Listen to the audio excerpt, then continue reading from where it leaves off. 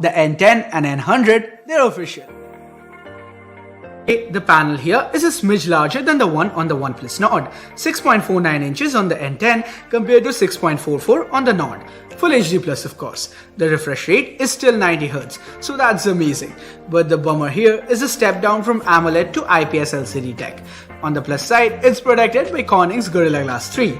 OnePlus has also decided to ditch the pill-shaped cutout. Under the processor, we have a Snapdragon 690 in here. Like the 765G inside the OnePlus Nord, this too is an octa-core chip, but the primary difference lies in the clock speeds.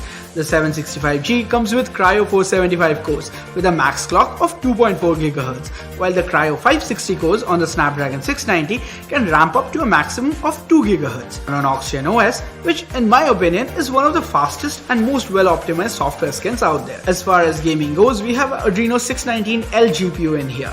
In comparison, we have the Adreno 620 on the OnePlus Nord. Capacity-wise, the N10 actually has a larger battery at 4300 mAh, and what's more, we retain support for Warp Charge 30D. That being said, we do have an 8nm processor in here rather than a 7nm one, and an IPS screen instead of an AMOLED one.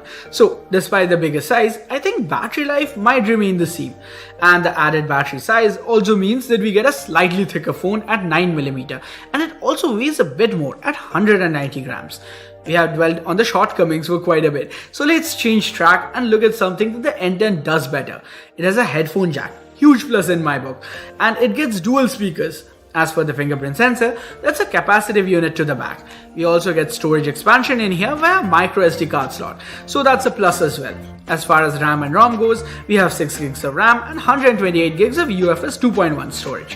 Which then leads us to the cameras. Like the Nord, we also have quad cameras here. The primary though has changed. This is a 64 megapixel sensor with an f1.8 lens. So on paper, it's an upgrade over the 48 megapixel Nord camera, but we don't have optical image stabilization here.